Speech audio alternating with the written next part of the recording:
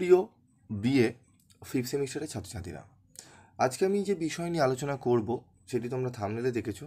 তোমরা অনেক দিন ধরেই বলছো যে স্যার আমাদের এই সাবজেক্টটির ওপরে কিছু গুরুত্বপূর্ণ প্রশ্ন বেছে দিন, কারণ প্রিভিয়াস সেমিস্টারগুলোতে আমরা আপনার সাজেশন পেয়ে অনেকটা উপকৃত হয়েছি। তো আমার একটু দেরি হলো, কারণ তোমাদের আমি আগেও বলেছি কোশ্চেন পেপার ক্যালকাটা ইউনিভার্সিটির সেট হওয়ার পরেই আমি কিন্তু গুরুত্বপূর্ণ স্টার মার্ক কোশ্চেনগুলো তোমাদের দিয়ে থাকি। কারণ ব্যাপারটি তোমাদের বুঝতে হবে, তোমরা যেরকম ইউটিউব চ্যানেল দেখছো যেগুলো ভিভিআই বলা হচ্ছে অনেক আগে থেকেই, এটি আসবে ওটি আসবে, যিনি কোশ্চেন করছেন তারও কিন্তু চোখে পড়তে পারে। তখন কি হয় যে প্রশ্নটি বারবার প্রত্যেকটি জায়গায় ইম্পর্টেন্ট দেওয়া হচ্ছে, সেটি হয়তো উনি নাও দিতে পারেন। তো একটা বিষয় থাকে, তবুও বলবো তোমাদের যারা পুরো টেক্সট বইটি ভালো করে খুঁটিয়ে পড়েছো তাদের জন্য সাজেশনের সেরকম প্রয়োজন হয় না। তবুও বলবো তারাও সাজেশনটি দেখবে, কারণ যে প্রশ্নগুলো খুবই গুরুত্বপূর্ণ সেগুলো তোমরা মিস করে যাওনি তো, বা সেগুলি ভালো করে প্র্যাকটিস করেছো তো, সেগুলো একটু দেখবার। আর যারা মনে করছো যে না স্যার আমাদের কিছু সেরকম পড়া হয়নি, কয়েকটি প্রশ্ন বেছে দিন যেগুলো পড়লে আমরা পরীক্ষায় কমন পাবো, সেরকমই প্রশ্নগুলো নিয়ে আজকে আলোচনা করব। তো প্রিভিয়াস যে সেমিস্টারগুলোতে তোমাদের পলিটিক্যাল সায়েন্স প্রায় 100% কমন এসেছিল, 10 এবং 15 নম্বরের প্রশ্ন। আশা করি এবারেও তোমাদের প্রশ্ন কমন আসবে, তবে প্রত্যেকটি প্রশ্ন তোমরা চেষ্টা করবে পড়বার, ঠিক আছে? বেশি প্রশ্ন দিইনি, মাত্র 6টি থেকে 5টি প্রশ্ন প্রত্যেকটি মডিউল থেকে পড়লেই তোমরা কিন্তু আশা করি প্রশ্ন কমন পাবে। তো কথা না বাড়িয়ে চলে আসছি পলিটিক্যাল সায়েন্সে DSEAP1 পাবলিক অ্যাডমিনিস্ট্রেশন, জনপ্রশাসন থেকে কী কী প্রশ্ন আমরা পড়ব দেখে নেব।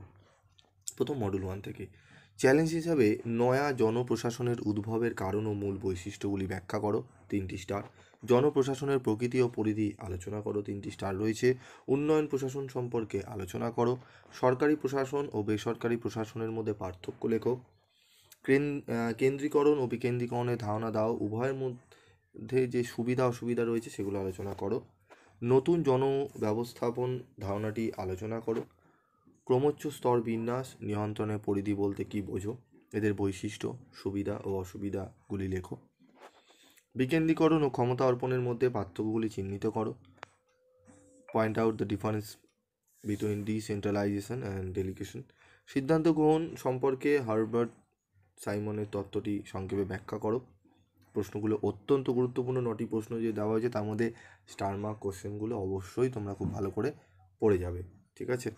তো প্রশ্নগুলো আরেকবার দেখে নাও আমাদের, ঠিক আছে? 1 নম্বরের প্রশ্ন দেখে নাও, 2 নম্বরের প্রশ্ন, 3, 4 প্রশ্নগুলো তোমরা ভালো করে দেখে নাও, ঠিক আছে? চলে আসবে এরপর মডেল 2 প্রশ্নে। মডেল 2 থেকে কী কী প্রশ্ন আমাদের পড়তে হবে দেখে নেব। মডেল 2 থেকে ম্যাক্স ওয়েবারের আমলাতন্ত্রের তত্ত্ব বিশ্লেষণ করো। জননীতি বা সরকারি নীতি বলতে কী বোঝো, জননীতির রূপায়ণের প্রক্রিয়ার উপর একটি টিকা লেখো। সর্বশিক্ষা অভিযানের প্রধান বৈশিষ্ট্য ও উদ্দেশ্যগুলি আলোচনা করো। মোস্ট ইম্পর্টেন্ট এই প্রশ্নটি, 4টি স্টার দেওয়া রয়েছে, তোমরা এখানে ভালো করে কিন্তু এই প্রশ্নগুলো পড়তে হবে। NRHM এর বৈশিষ্ট্য ও উদ্দেশ্যগুলি আলোচনা করো। সর্বশিক্ষা মিশনের বৈশিষ্ট্য উদ্দেশ্যগুলি লেখো, 4টি স্টার রয়েছে, বুঝতেই পারছো কতটি ইম্পর্টেন্ট। জননীতির বিভিন্ন মডেল বা তত্ত্বটি আলোচনা করো। MGNREGA এর মূল উদ্দেশ্যগুলি কী, মোস্ট ইম্পর্টেন্ট প্রশ্ন এটিও, 8 নম্বর এবং 6 নম্বরের প্রশ্ন দুটি। প্রশাসন এবং ব্যক্তিগত প্রশাসনের মধ্যে পার্থক্য লেখো। কেন্দ্রীকরণ ও বিকেন্দ্রীকরণের মধ্যে পার্থক্য লেখো। আগেরটি সুবিধা ছিল, পার্থক্যটি পড়ে নেবে, খুবই সোজা পার্থক্য রয়েছে, টু দি পয়েন্ট অ্যান্সার পড়বে। যদি উত্তর পেয়ে গিয়ে না থাকো আমাকে অবশ্যই তোমরা টেক্সট করে জানাবে, আমি চেষ্টা করবো তোমাদের জানিয়ে দেওয়ার। 11 নম্বর প্রশ্নটি দেখো, জননীতি রূপায়ণ বলতে কী বোঝো, জননীতি রূপায়ণের প্রধান বাধাগুলি বর্ণনা করো। এটি বর্ণনা হবে, বর্ণনা হয়ে গেছে, যাই হোক, বর্ণনা করো। ইংলিশ টার্মটি তোমরা দেখে নাও। তো এই প্রশ্নগুলো তোমরা ভালো করে প্র্যাকটিস করলে আশা করি তোমরা অনেকটাই পরীক্ষায় উপকৃত হবে।